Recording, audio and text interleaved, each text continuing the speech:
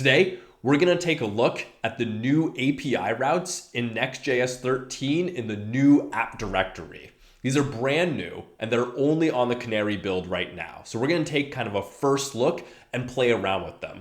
We're going to read the documentation and understand what state they're in right now. We're going to see how they work, and then we're going to go ahead and build some of them and play around with it. They support static and dynamic runtimes, and we're going to understand how that works, where they work, and what the best way to use them might be.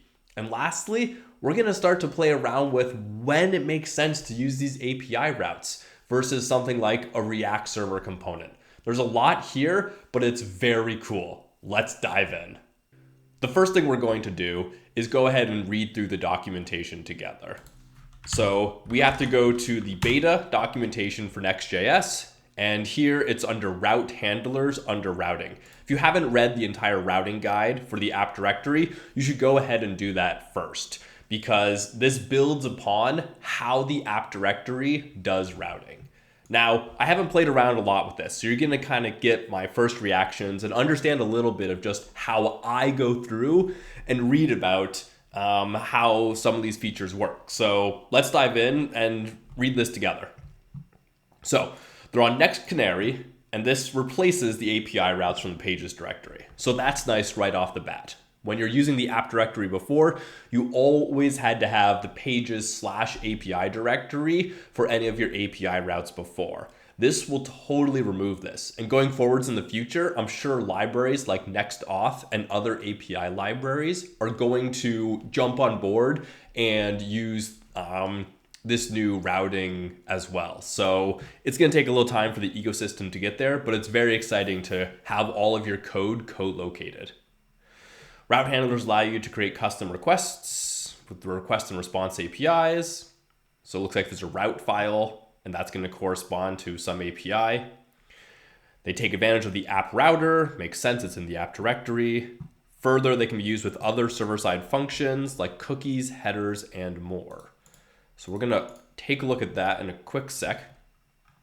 Route handlers have an isomorphic API, so they can run in multiple runtimes. Route handlers use the same route segmentation.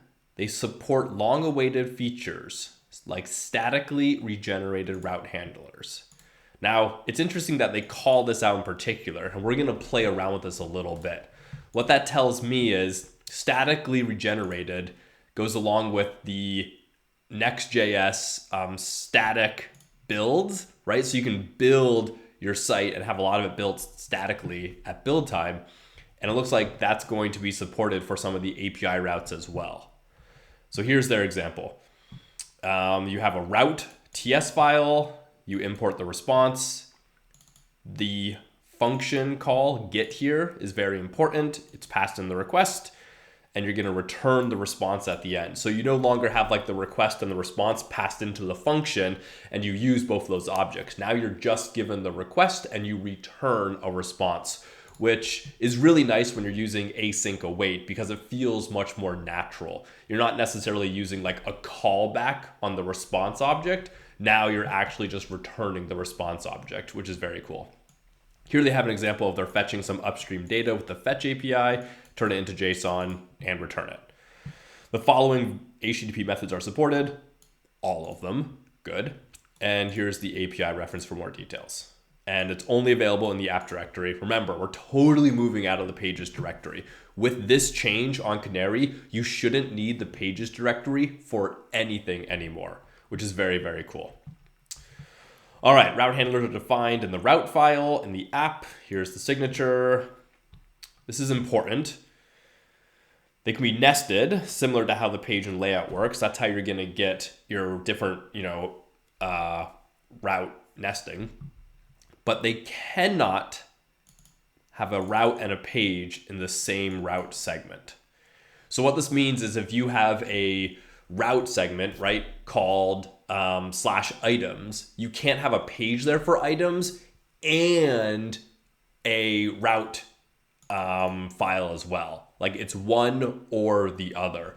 This makes sense because it's all using the same routing engine. And if you just do a GET request to /items, right? What are you going to get? Are you going to get the API or are you going to get the React page. So if you have an API that's very similar structure to your pages, I think the best way to do it will be to nest it all under an API folder in the app directory. And then you can have the exact same tree, but you'll just prefix it with API, kind of like the pages directory before, but you don't have to do that now, which is very cool. All right, static and dynamic route handlers. Route handlers default to static rendering, similar to a page. So this is useful for things that are static. Here they have example files. And then they can be made dynamic. This is big. This kind of goes back to how Next.js 13, the app directory, they've flipped all of the defaults from what you normally think of as building a React application. You're really now building something different. So in the app directory, all components by default are server rendered, right? Which means they're going to be rendered on the server and streamed to the client. And you have to use the use client directive to turn them into a client component. Now we're kind of doing the same thing with a route handler. We're saying it's going to be statically built. So it's only going to be executed once at build time. And if you want it to, it can be made dynamic. So again, they're defaulting to the most caching, the most server side, the most build time, the most static version of the route as possible. And then you have to opt into dynamic handling. I think this is going to cause some problems for people, mainly because you're not going to expect it unless you know that's the case, right? You're going to write your handler and you're going to call it and it's going to work fine in development. And then when you push it to production, because the static building only works when you do next build and next start, when you push to production, you have your production version of your website. All of a sudden it's going to build once at build time and return that cached version unless you opted into the dynamic rendering. So definitely might be a little gotcha. And then there's dynamic segments, right? This is the same thing as how your routes work. So you can put in some sort of placeholder and then you'll get that in your parameters. This lets you be like passing in an ID of some sort into your API route. Works exactly how I'd imagine to. So let's take a quick look here. Let's take a quick look at the cookies and the headers. These they marked as dynamic functions, which makes a lot of sense. The cookies is a dynamic function whose return value cannot be known ahead of time, right? So if you create an API function here with your route file, and it's a GET request, and if there's nothing dynamic about it, then it can just be rendered once, and then you can cache that value and return it forever. But the second you add in something like cookies to say a request is coming in, let me examine the cookies, you can't possibly know what that's going to be at build time. And so that turns the handler into a dynamic function. And it looks like it's going to do that automatically. So you don't need to mark it as dynamic if you use the cookies method.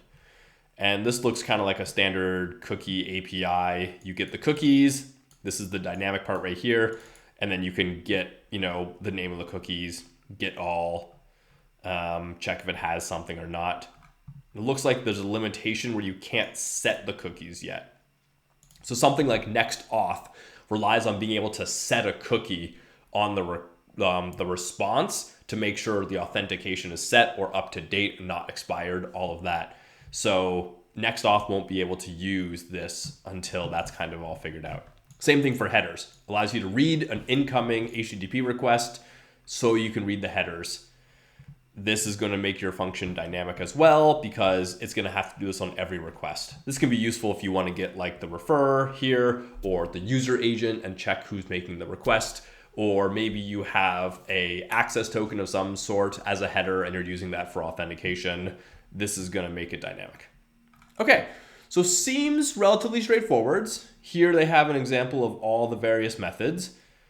I And they have some more detailed API documentation around what exactly is passed in. But I think we have enough here to get started and kind of play around with this. So what I've gone and done is here we have a very basic Next.js application.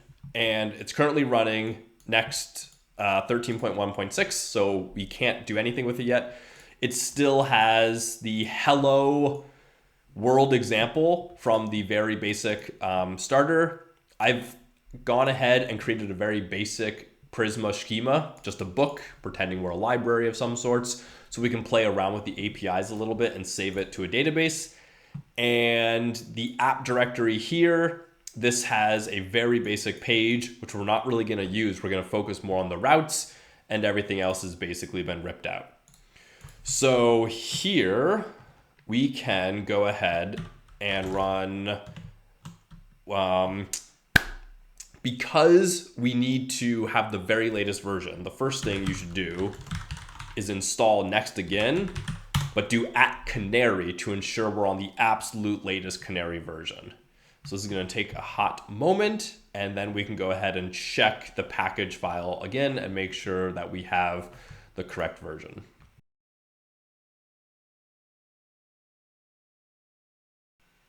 All right, there we go. We're now on 13.1.7 Canary 26.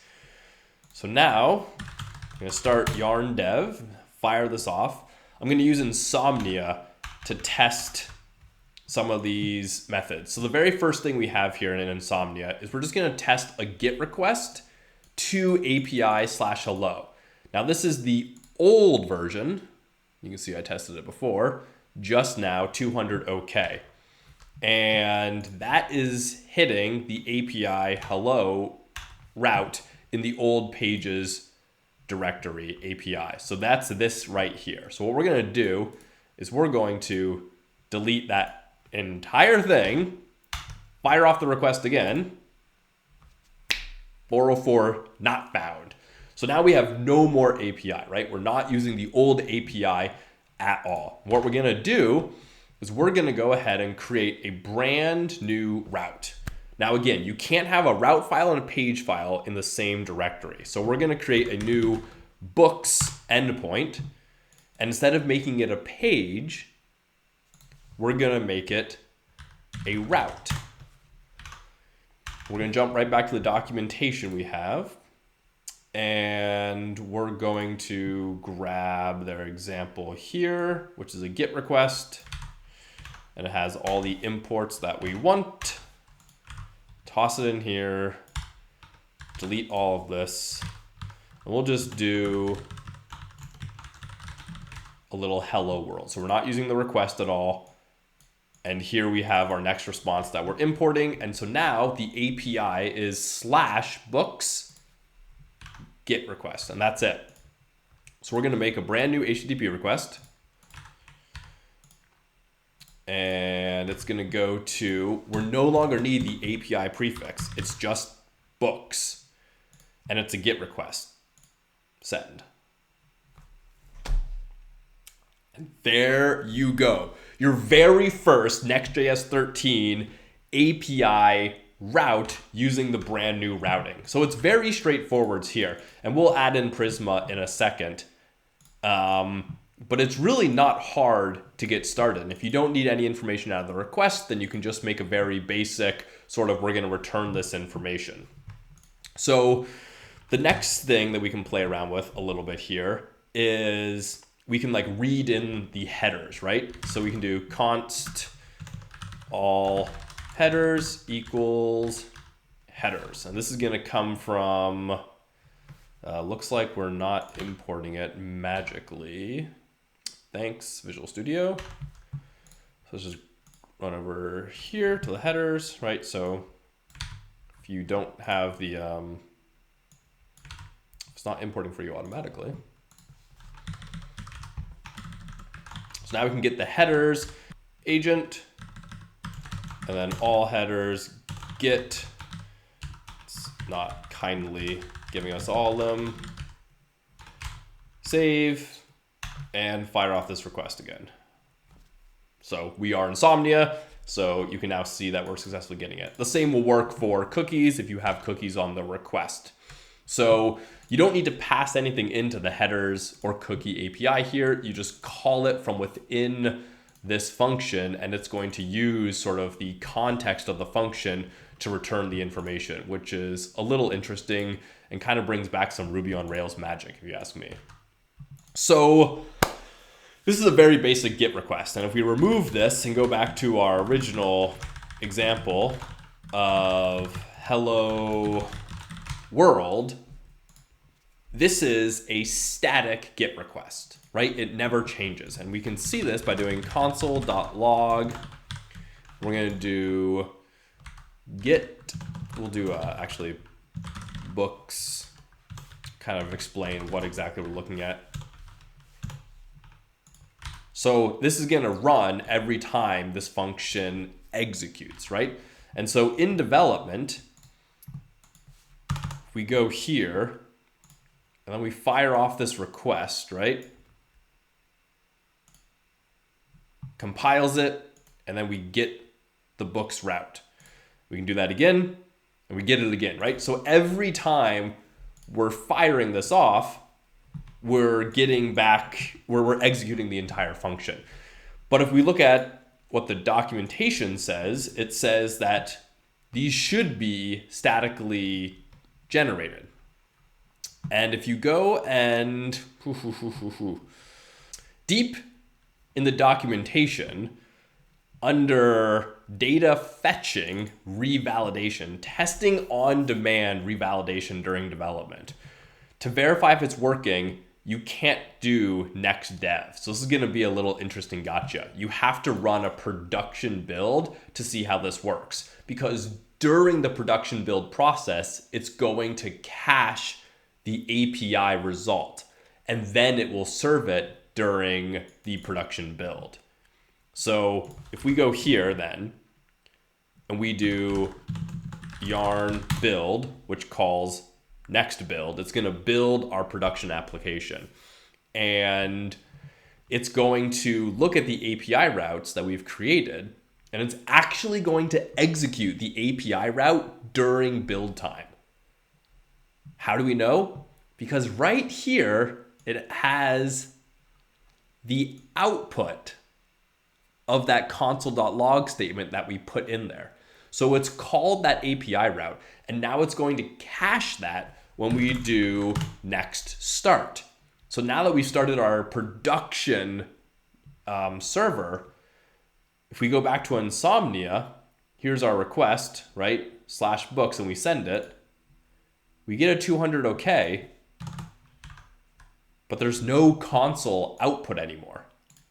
It's totally cached the result. So if you have a static API route, it's going to execute it during build time, cache the result, and return that result every time the function is called until you invalidate it in some way, and then it will re-execute the function and return the new result after it. That's a lot, but it's very cool. Very crazy, and is not exactly something people are going to expect. So that's how a GET HTTP method works with the new app directory API routes.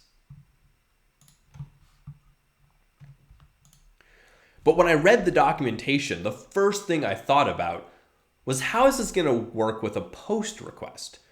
You saw that it supported all the HTTP verbs, but POST requests, puts, patches, deletes, all of these are not idempotent, right? They change data, they mutate data. So how are they going to cache those methods at build time?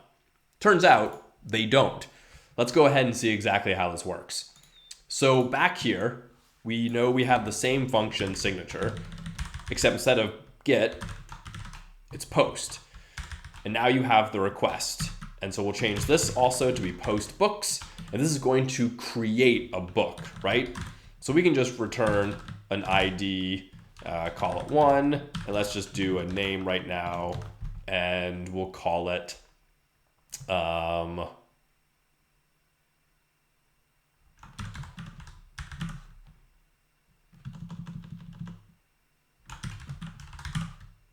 the Odyssey. So this is mimicking creating a book, and it's a post request. We're not reading any of the headers, and we're not looking at the cookies. So in theory, this post request is just as statically generated as this GET request. So if we go back here and start up the dev server again, jump over to Insomnia, duplicate this, we'll call it just post books, and instead of a GET request, we'll do a post request with a very simple JSON body. We're gonna fire this off. We're expecting to get back a 200 OK with the book we created. There we go. And now if we look at the server logs, it says post books. So now we're gonna do the same thing here. Again.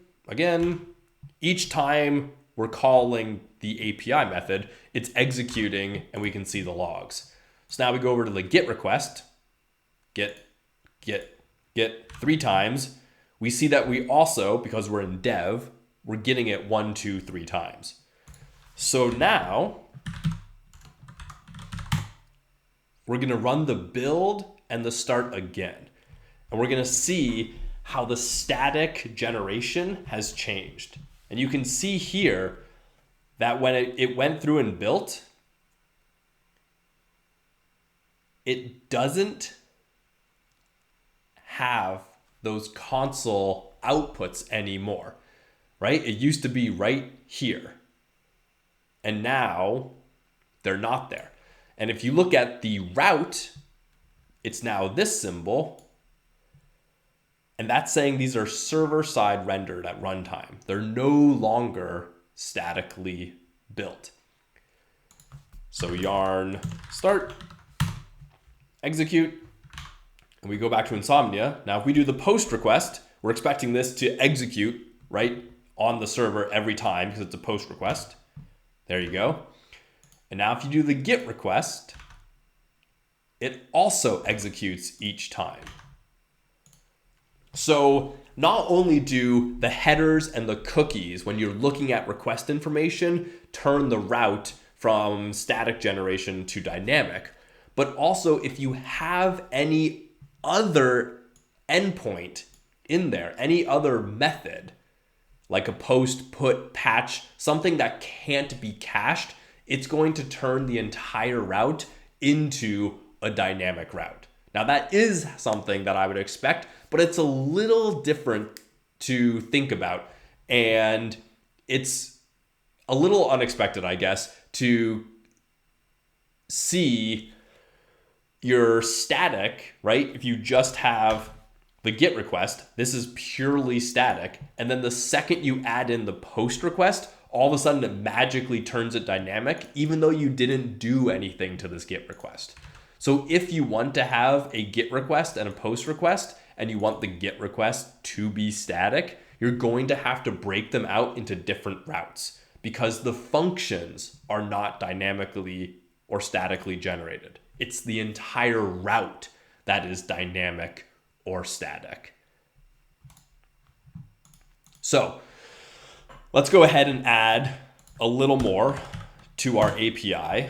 Let's pretend like we want to get a single book. So here we can do route.ts with a slug, and we'll toss this in and we'll copy in the response as well.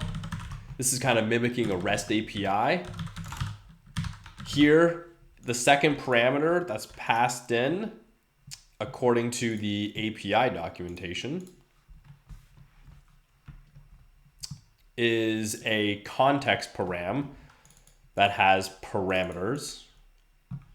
It should have TypeScript for us.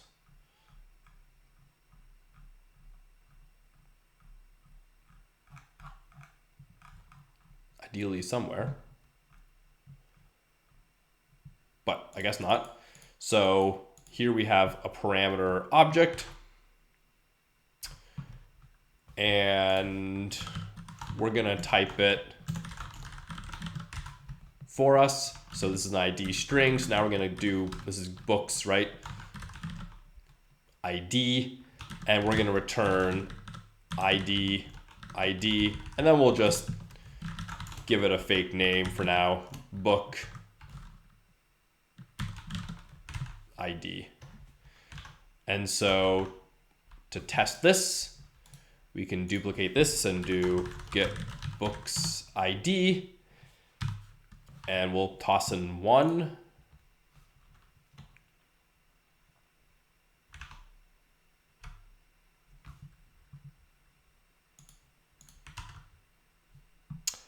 And we need to restart the dev server.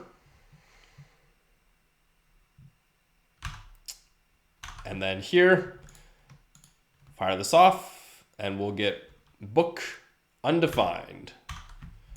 Interesting. According to, let's see, the docs. Oh, they're always parameters. Okay, so we have to do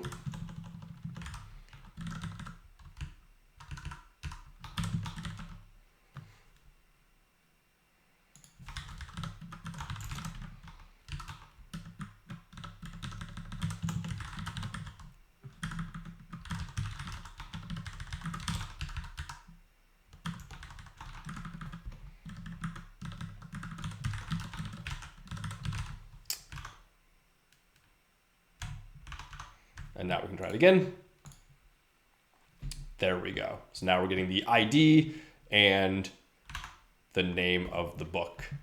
So, wrong program.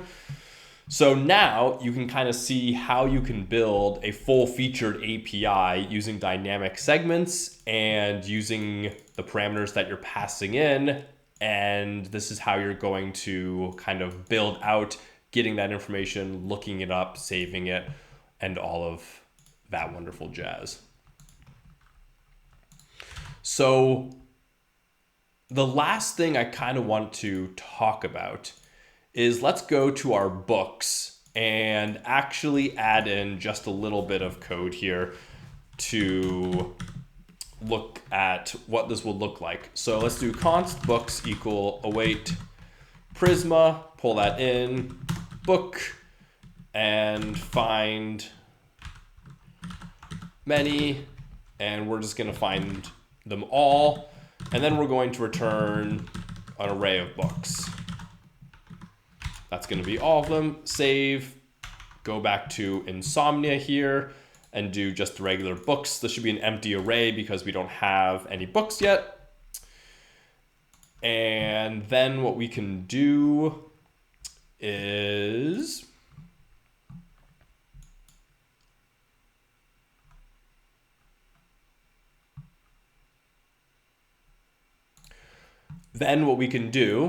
real quick is load up a book into the database. Default's fine.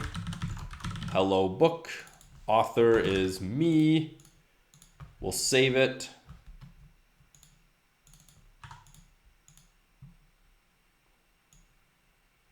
And now when we make this request, we'll get back that information from our database. So what I think is interesting and why we went through this little exercise is we now have a API, which is a GET request that's going to get the books. And historically, when developers were making React applications, you would have the React app, and then you would have an API server. And the React app would call to the API server to get information like the books, and then it would display it on the page. But with Next.js, in the new app directory, all of these functions here, by default, are server functions. So instead of having to make an API request, we can simply pull in the books themselves. We don't need to make an API request. And then here you can do books.map. And we'll just make it a div. The ID. And we'll do the name of the book and the author. And when we save that, and for the first time actually look at our application, we're pulling in and showing the information as a server component. So there's really no need when you're just fetching information and using server components to have to fetch it from an API. You can fetch it directly from the source, whatever that might be, and then display it in the application or pass it off to children and child components that might be client-side rendered and display it there. And the other interesting thing is when they were talking in the route handlers, they specifically called out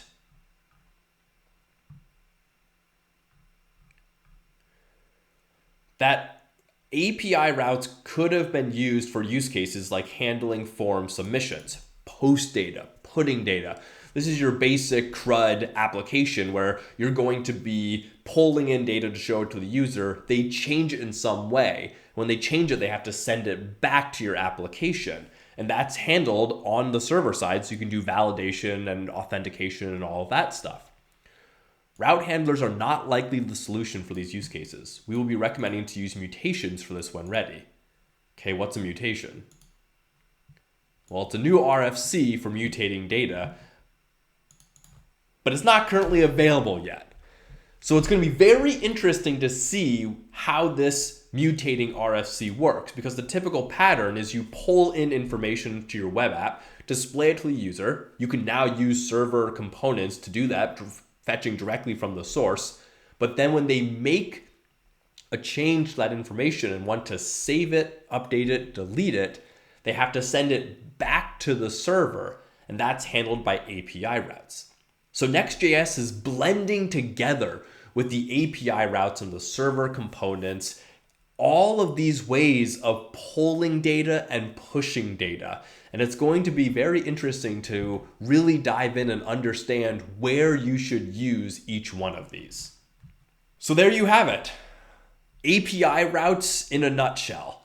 They function for the most part exactly as you would want them to function. You can create an entire REST API in the app directory now. You have access to all of the HTTP verbs, and because they're broken out nicely with get, post, put as the method names, you no longer need to check if the request.method is get or post before you do something.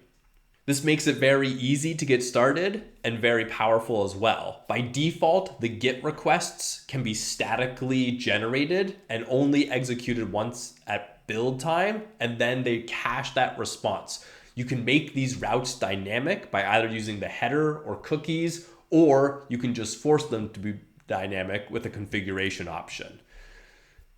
It's going to be very interesting moving forwards to really understand where these things should be used versus React server components or new APIs that are built along the way.